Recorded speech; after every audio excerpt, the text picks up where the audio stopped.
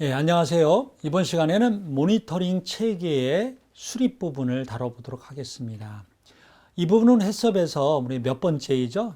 제가 이와 같이 몇 번째 절차인지 또 몇 번째 원칙인지를 반복적으로 이렇게 여쭤보고 있습니다. 그것은 여러분들께서 해썹의 7원칙과 12절차라는 그런 흐름을 잘 이해하시고 머릿속에 뿐이 아니라 우리 몸으로 체득하기 위해서 이렇게 강조해 드리는 것이고요.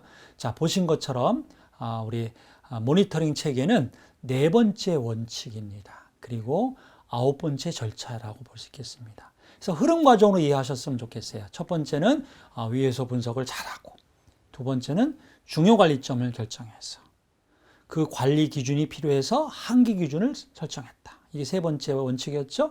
그러면 그 한계 기준을 설정했다면 그것이 잘 지켜지는지를 확인하겠다. 이것이 바로 네 번째 원칙이고, 그리고 여덟 번째 절차라 할 수 있는 모니터링 체계의 확립 부분이라고 할 수 있겠습니다. 포인터가 사실 포인터를 한번 다시 할게요. 네. 처음부터 다시 찍을게요. 안녕하십니까. 이번 시간에는 모니터링 체계의 확립 부분을 다뤄보도록 하겠습니다.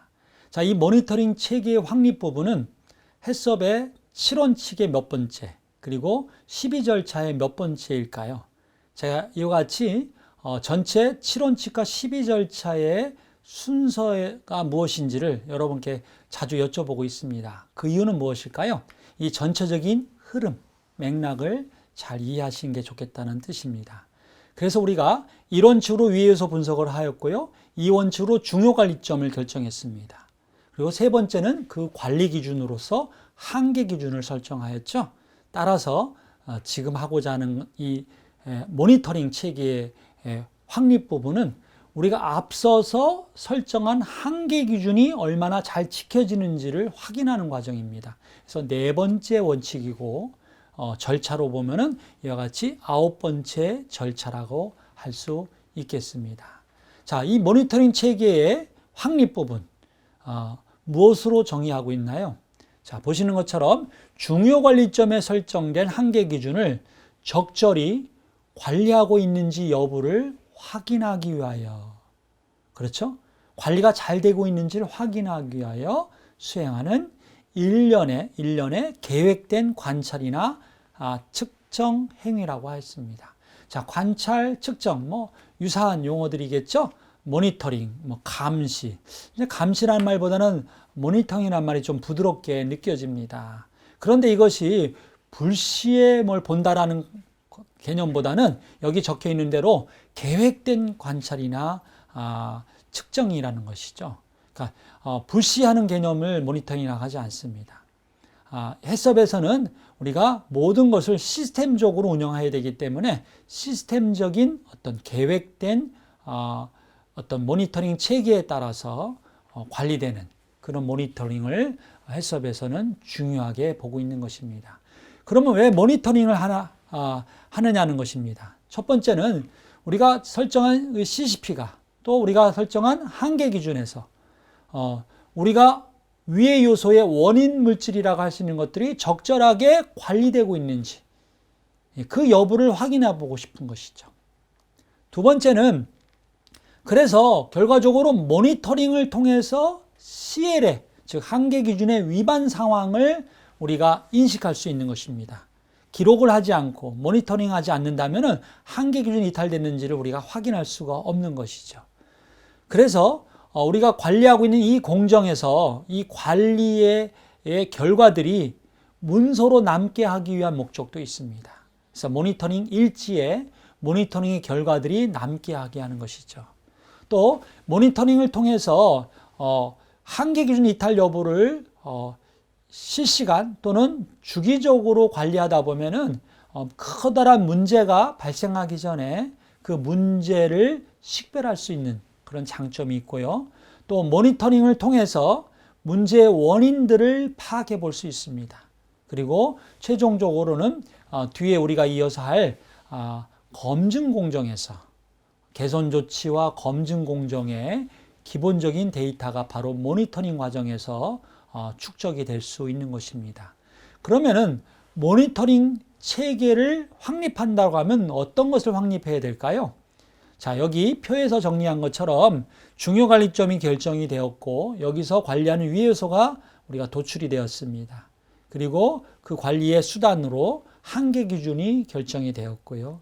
그럼 모니터링 체계를 확립한다고 하면 이 네 가지를 설정하는 것입니다. 첫 번째는 무엇을 모니터링 할 것이냐는 것인데요. 무엇을 모니터링 할 것이냐의 문제는 이미 결정이 됐습니다. 한계 기준이 온도와 시간이기 때문에 당연히 모니터링 대상은 그 한계 기준의 변수입니다. 온도와 시간이 되겠죠. 그리고 진짜 중요한 것은 이 뒤에 나온 세 가지. 어떻게 모니터링 할 것이냐와 또 얼마나 자주 모니터링 할 것이냐와 누가 모니터링 할 것이냐라는 것입니다. 그래서 첫 번째는 어떻게 모니터링 할 것이냐는 온도계와 타이머의 눈금을 읽는다는 것이고요. 그걸 읽는 방법에 대해서 구체적으로 적을 필요가 있습니다. 그러면 모니터링 장비가 무엇이냐에 따라 다르겠죠. 디지털 방식으로 모니터링이 될 수도 있고 아날로그 방식으로 사람이 직접 온도계 눈금을 읽고 기록하는 방식도 있을 수 있겠습니다. 이와 같이 장비가 무엇이냐와 또 그걸 모니터링 그 과정에서 작업자가 어떤 절차를 밟아서 모니터링 하느냐, 이것이 바로 어떻게, how에 해당되는 것입니다.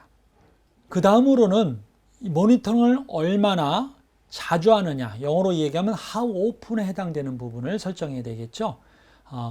어떤 공정에서의 모니터링 주기를 매 배치마다 할 수 있겠고요. 매 배치마다 한 번 한다는 뜻이 되겠고요. 또는 매 배치의 중간에도 할 수 있겠고, 아니면 연속적인 모니터링이 가능한 장비를 갖고 있다면 연속적인 방법으로 모니터링 할 수도 있겠습니다.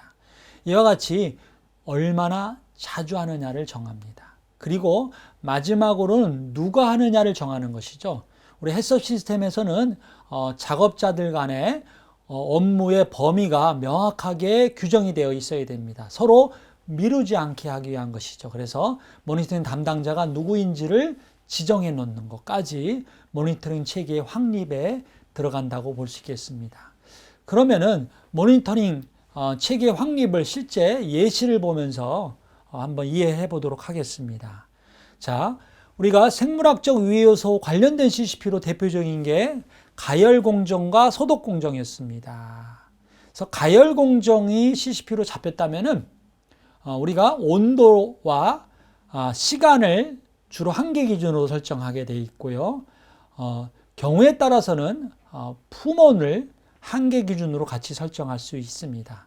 자, 이때 이 온도는 품온이 따로 잡혀 있다면은 이 온도는 아마 가열 장비에 세팅된 온도가 되겠죠. 그래서 가열 장비 세팅 온도가 95에서 100이라면은 실제 제품의 품온은 그보다 5도나 몇 도 이렇게 낮은 온도로 한계 기준을 설정할 수 있겠습니다. 그래서 품온은 탐침 온도계를 찔러서 제품 안의 내부 온도를 측정하는 방식이 되겠습니다.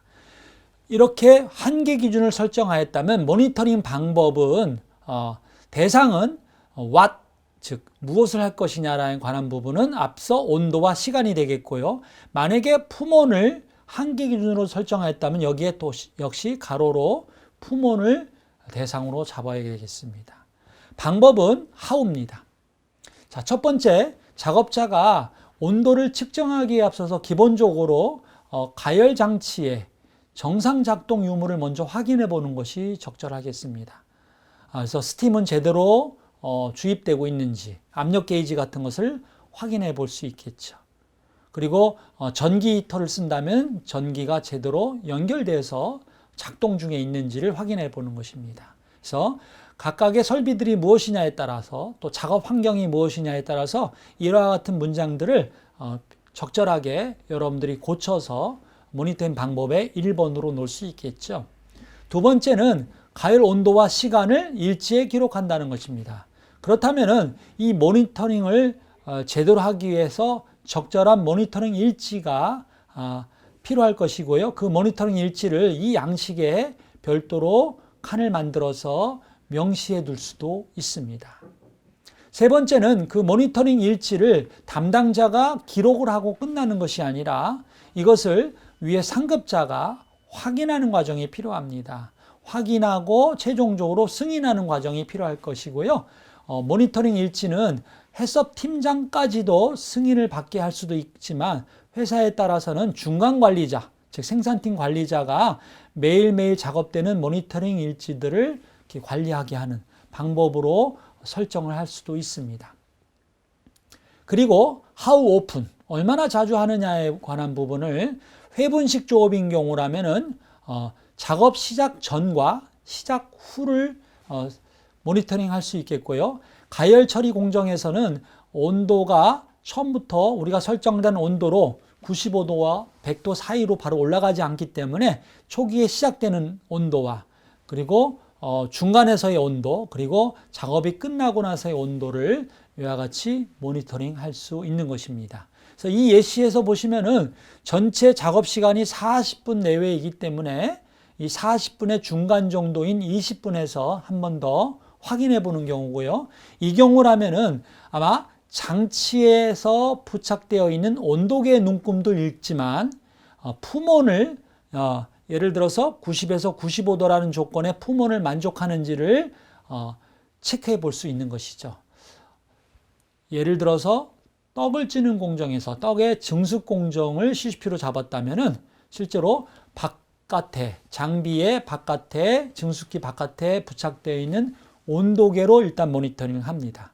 그리고 중간에 20분 정도 됐을 때 탐침 온도계로 떡 안에 품온을 측정하는 방식으로 모니터링을 한 번 더 할 수 있는 것이죠. 그래서 상세한 내용들은 각 회사의 조건에 따라서 품온을 측정하느냐 아니냐에 따라서 그리고 얼마의 주기로 하느냐 그리고 장치가 어떤 장치냐에 따라서 개별 회사별로 적절한 모니터링 방법을 설정하는 것입니다. 마지막은 이것을 누가 하느냐 공정 담당 아무개 이렇게 적어 놓는 방법이 있겠습니다. 소독 공정도 보겠습니다. 우리가 앞서 공부했던 한계 기준이었고요. 이 한계 기준을 소독 농도와 시간, 그 다음에 소독수의 교체 주기, 그리고 헹군 방법과 시간까지도 잡았다면은 이 전체가 다 모니터링 대상이 되어야 되는 것입니다. 첫 번째는 소독기의 정상 작동 유무를 확인해 본다. 또 기계 장치의 어떤 이상 유무를 확인해 보는 것이죠. 두 번째는 농도, 시간, 교체 주기, 헹군 방법, 헹굼 시간 등을 모니터링 일지에 기록을 합니다. 세 번째는 그 일지를 생산팀 관리자에게 승인을 받는다. 이와 같은 방식으로 모니터링 방법을 설정하고요. 소독은 이 경우는 회분식 조업을 하는 경우를 가정해서 이와 같이 매 작업시마다 한다는 것이죠. 매 작업시마다 이 각각의 항목들을 일지에 기록을 한다는 것이고요. 누가 하느냐를 이와 같이 정리해 두면 되겠습니다.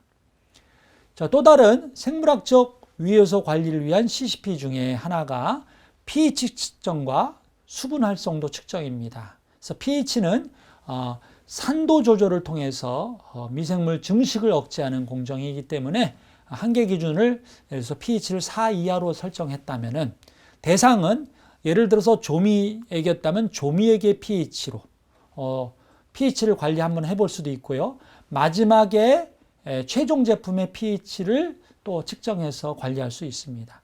최종적인 pH는 결국은 조미액의 pH에 의해서 영향을 받게 되어 있죠. 그래서 조미액의 pH가 충분히 낮았을 때 그리고 최종 pH가 우리가 원하는 조건으로 pH 4.0 이하로 관리가 될 것입니다. 그래서 중간 과정에 한번 모니터링을 더 한다고 앞에 한계 기준은 최종 제품을 기준으로 하였지만 모니터링 방법에서는 그 대상을 좀 더 넓혀 놓을 수 있는 것입니다. 그래서 조미액의 pH는 내부적으로 한계 기준을 4가 아니라 3.8 또 3.5로 잡아 놓을 수 있을 겁니다.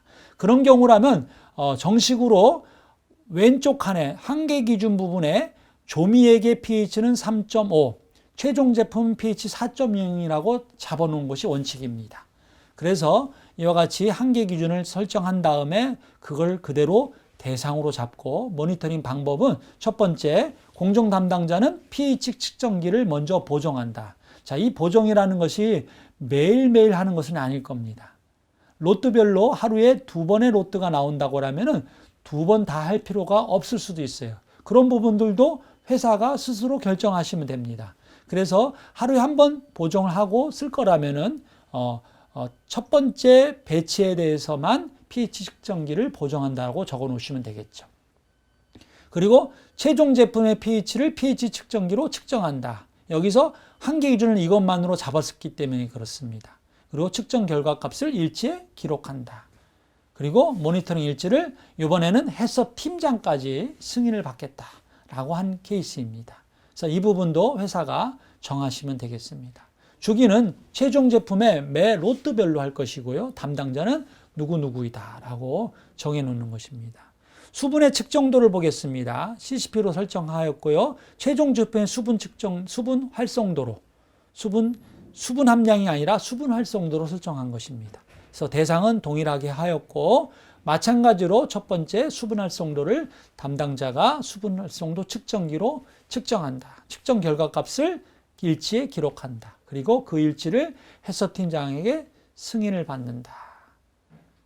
주기는 최종 제품 로트별로 한다라는 개념입니다. 그래서 모든 제품을 할 거냐, 샘플링 검사를 해서 할 거냐에 관한 부분들도 이 모니터링 방법에서 구체적으로 적시해 둘 필요가 있는 것이죠. 그리고 물리적 위해요소를 관리하는 대표적인 CCP라고 할 수 있는 것이 세척 공정과 금속 검출 공정인데요. 이 경우도 모니터링 체계를 어떻게 설정하였는지 한번 확인해 보도록 하겠습니다. 자, 세척 공정에서 가수량과 세척 시간 그리고 세척 횟수를 한계 기준으로 설정하였습니다. 그렇다면은 그 대상은 이 앞서 정한 이 세 가지가 그대로 와야 되는 것이죠. 여기는 세척 방법이라고 하였지만 실제로는 이 세 가지를 그대로 옮겨 놓으시면 되겠습니다. 즉 가수량, 시간, 횟수라고 적어 놓으시면 되겠고요. 이때 모니터링 방법은 첫 번째, 세척기의 작동 유무를 확인한다. 두 번째는 앞서 설정한 이 대상, 즉 세척 시간, 횟수, 가수량 이런 부분들을 모니터링 일지에 기록을 한다. 세 번째는 그것을 팀장에게 승인을 받는다라는 것이고요. 회분식 조업인 경우 이와 같이 매 작업시로 한다라고 주기를 정할 수 있는 것입니다. 그리고 담당자는 누구이다. 자, 금속 검출 보겠습니다. 표준 시편의 크기로 한계 기준을 설정하기로 하였기 때문에 이와 같은 한계 기준이 있을 수 있겠고요. 그리고 그 대상은 당연히 검출기의 감도라고 표현할 수도 있지만 바로 이 금속 시편의 크기가 검출되는지 안 되는지를 보겠다. 같은 말인 거죠. 그런 식으로 간단하게 이렇게 표현할 수 있는 것이고요. 1번 첫 번째 검출기의 금속 검출기의 테스트 피스 우리 표준 시편이죠. 이것을 좌우 중간에 통과시키면서 이것이 정상적으로 모니터링 되고 있는지 즉 검출되고 있는지를 확인해 보는 것입니다. 즉 컨베이어 벨트에다가 제품 없이 시편만 던져 놓고 이것이 정상적으로 검출되고 있는지를 확인해 보는 것이고요. 두 번째 방법은 시중에 우리가 출하시키려고 하는 제품 중에 그 제품에 우리 표준 시편을 넣어서 제품의 윗부분과 아랫부분 또는 중간 부분에 일부러 넣어서 검출기를 통과시켜서 그 포장지 안에 있는 금속성 이물까지도 검출이 되는지를 한 번 더 확인해 보는 것입니다. 실제로 앞에 부분은 그냥 포장된 제품이 없는 상태로 금속 검출기가 기본적으로 작동이 되는지를 보는 것이고요. 두 번째는 제품의 안속에서도 또는 밑부분에 금속 조각이 있을 때도 어떤 경우에도 금속 검출을 잘 하고 있는지를 확인해 보는 목표로 이와 같이 모니터링 방법을 설정하는 것입니다. 주기는 매 2시간마다를 기본적으로 하는데 자, 이 주기가 만약에 4시간마다 하거나 8시간마다 할 때 어떤 상황이 벌어질까요? 자, 우리가 방법을 중시하면서 주기 부분을 우리가 무시하시면 안 되겠습니다. 자, 주기가 적절해야 돼요. 만약에 금속 검출 공정의 모니터링 주기가 4시간인 경우라면은 어떤 일이 벌어질까요? 아침에 출근을 했습니다. 초기에는 작업이 완제품이 다 완성되지 않았기 때문에 초기 한두 시간은 금속 검출할 제품이 없을 수 있어요. 그러면은 금속 검출을 시작하기 좀 앞서서 금속 검출기 장비를 켜서 안정적으로 감도가 유지되도록 그 정해진 감도의 금속 검출이 되도록 미리 켜놓는 작업 과정이 있겠죠. 그리고 나서 금속 검출 작업을 시작을 합니다. 앞에 컨베이 벨트에 어떤 제품들이 하나씩 올라가겠죠. 그러면서 시작할 때 한번 검출을 할 겁니다. 그래서 작업 시작 전에 기본적으로 금속 검출기가 정상 작동하는지를 확인해 보는 것이죠. 그리고 만약에 주기가 4시간마다 했다면은 오전 시간 내내 그 4시간이라는 다음 모니터링 주기가 돌아오지 않을 겁니다. 자, 이런 문제가 생길 수 있어요. 그래서 4시간은 너무 길다라고 이야기할 수도 있는 거고요. 2시간이었다면 어땠을까요? 그러면 9시에 출근을 해서 10시쯤에 우리가 금속 검출 작업이 시작됐다고 하겠습니다. 그러면 10시에 시작하면서 한번 검출을 하고 시작하겠죠? 그러면서 일지에 정상 작동이라는 것을 확인해 놓고 넘어갈 겁니다. 두 번째는 이제 우리가 설정한 두 번째 모니터링 주기는 2시간 후죠. 그러면 어떻습니까? 12시가 되겠죠? 근데 12시에 딱 모니터링을 해놓고 작업자가 바뀌지 않고 점심시간임에도 불구하고 바뀌지 않고 한다면은 그 다음 작업이 끝날 때 예를 들어서 12시에 작업을 해놓고 그 담당자가 다음 점심시간을 일반적으로 다른 사람이 점심 먹는 시간이 아닌 점심 먹는 시간에도 작업이 계속 진행이 된다면은 1시, 2시까지도 진행이 될 수 있겠습니다. 만약에 1시까지 작업하는 경우였다. 교대 근무의 시간 스케줄상 그렇게 됐다라면은 1시에 한 번 더 모니터링 해야 됩니다. 왜냐하면 12시 했지만 임무 교대가 되면서 근무가 교대가 되면서 다음 작업자가 들어올 때 같이 모니터링 하는 것이 좋겠습니다. 그래서 작업 종료시라는 부분을 끝낸 것입니다. 그날의 최종 작업 종료라고 볼 수도 있지만 교대 근무하면서 그 당사자인 작업자가 작업을 끝내는 과정까지도 포함해서 모니터링 주기를 잡을 수 있는 것이죠. 또는 12시에 작업을 끝내고 모니터링을 한번 하고 모든 사람들이 점심시간에 들어가서 점심 식사를 하였다고 치겠습니다. 그러면 12시에 끝내놓고 모니터링 했습니다. 모니터링 해놓고 끝낸 것이죠. 그 다음에 다시 작업에 투입되는 시간이 1시였다면 1시에 다시 모니터링 시작하는 거고요. 그리고 3시에 한 번 더. 그리고 5시에 한 번 더. 그 다음에 5시에 작업을 다 끝내는 거라면 거기서 끝내는 거고 5시 다음에 6시까지 작업이 진행이 된다. 즉 검출 작업이 진행이 된다면 6시에 마지막으로 한 번 더 하고 실제로 2시간 주기라고 했지만 작업이 시작되고 중간에 교대가 되거나 점심시간으로 잠깐 자리를 비는 시간에도 그 타임에 모니터링이 될 수 있도록 주기를 정해주는 것이 좋겠습니다.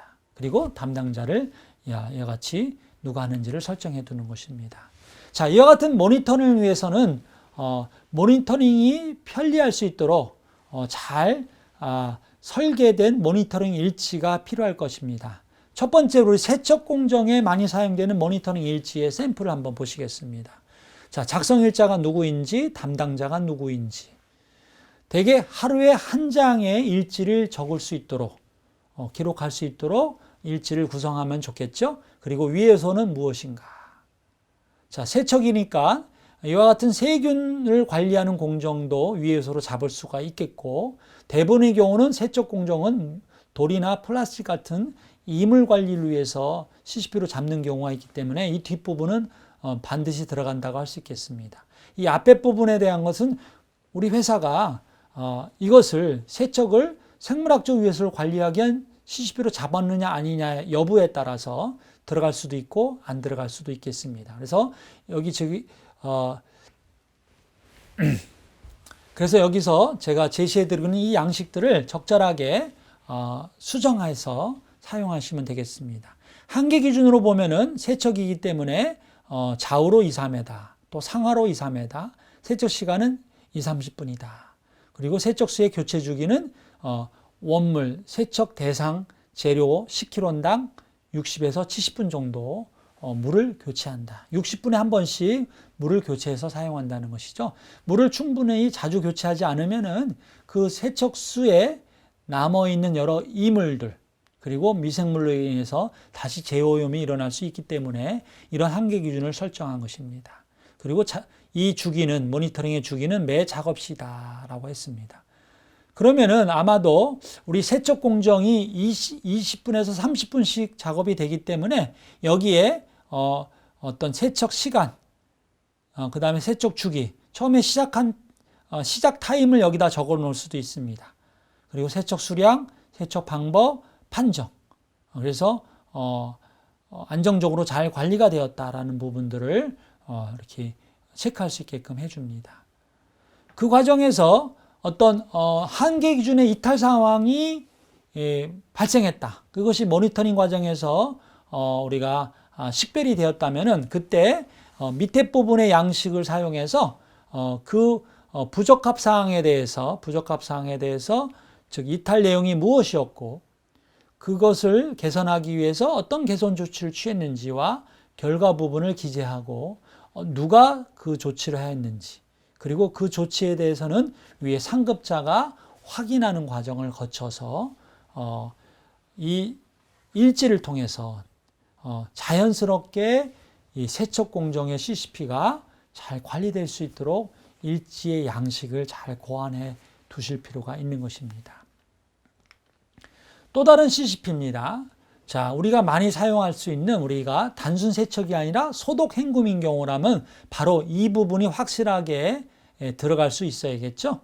생물학적 위해서 부분이 들어갑니다. 그래서 소독 농도, 소독 시간, 헹굼 방법까지 CCP로 잡았고요. 보시는 것처럼 CCP 뒤에 약어로 B와 C를 같이 병기했습니다. 즉 생물학적 위해서도 관리하고 화학적 위해소인 잔류염소도 같이 관리하겠다는 뜻이 되겠습니다. 그 모니터링의 주기를 이 회사인 경우는 작업 전과 작업 중 그리고 작업 종료 후로 설정을 하였습니다. 방법을 보면은 모니터링 담당자는 주기에 따라서 소독, 헹굼 대상 제품량, 소독수 교체 주기를 측정하고 소독수의 유효농도, 우리가 테스트 페이퍼로 우리 염소 측정하는 페이퍼가 있습니다. 그래서 그걸 담궈서 잔류염소가 얼마가 있는지를 하고 측정하고 소독 시간을 타이머로 측정합니다. 그래서 이런 내용들을 이와 같은 일지에 기재를 하게 되어 있는 것이죠. 제품은 무엇이었고 생산 횟수, 배치가 몇 번째 배치이고 그리고 테스트 페이퍼의 확인 상태를 통해서 자주색이면 정상이고 연보라색이면 미달된 거다. 그 다음에 진보라색이면 농도가 초과한 것이다. 지금 염소 농도가 우리가 원하는 그 조건의 그 색깔이 무엇인지를 그 설정된 그 범위 안에서 색깔을 표시해 놓는 것입니다. 그리고 침질을 얼마 동안 했다. 이 자료에 의하면 3분에서 5분 동안 침질을 해야 되니까 이 시간을 여기다 기록하는 것이죠. 그래서 처음 시작 시간을 기록하고 마지막 종료 시간을 기록을 하면 그 차이만큼이 3에서 5분 정도가 차이가 있는지를 확인해서 정상적으로 잘 관리가 됐다라는 것을 표시해 두는 것입니다. 그래서 여러 줄을 이렇게 일지로 만들어서 매 배치마다 작업 조건들을 기재를 하는 것이고요. 이런 모니터링 과정에 역시 부적합 사항이 생겼을 때 그 이탈 내용이 무엇인지 개선 조치가 무엇이었는지 그리고 조치자가 누구였는지 그리고 확인하는 과정을 거쳐서 모니터링 일지를 작성하게 하는 것입니다. 자, 살균 공정 보겠습니다. 살균 공정도 역시 생물학적 유해를 관리하기 위해서 온도와 시간을 한계 기준으로 설정했습니다. 그래서 주기는 매 작업 시마다. 앞서 우리가 예시해 봤던 그런 방법들을 이와 같이 기재를 하는 것이죠. 그래서 생산 횟수, 몇 번째 배치인지, 시작은 언제 했는지, 그리고 언제 끝냈는지, 그리고 중간에 우리가 20분마다 품원을 제기로 했다면은 그 내용을 여기다 적습니다. 그리고 판정을 하고 특이사항을 적게 되어 있고요. 만약에 품원을 적는 이런 양식이 있었다면 이 안에 구체적으로 품원을 기록한다라는 그 부분이 글로 이렇게 매뉴얼화되어 있어야 되는 것이죠. 그리고 적합, 부적합 여부, 그다음에 부적합 시 이탈 내용, 개선 조치 방법, 결과, 조치자, 확인. 이런 흐름으로 일지들을 고안해 두시면 좋겠습니다. 금속검줄도 마찬가지입니다. 앞서 적었던 그 모니터링 방법을 적고요. 일지들을 적습니다. 1차수, 2차수, 3차수. 기기의 감도를 갖고 측정한 것. 즉, 빈 컨테이너에 표준 시편을 올려서 측정한 것. 그리고 제품을 통과시켜서 측정한 것. 양식들을 이와 같이 고안해서 만들면 되겠습니다. 그리고 제품을 통과했을 때의 어떤 이탈 유무들을 갖고 체크를 해보는 것이고요. 이탈 내용과 개선 조치, 조치자, 확인 부분을 이렇게 기록하게 되어 있습니다. 자, 이상으로 한계 기준의 모니터링 과정을 다뤄보았습니다. 수고 많으셨습니다.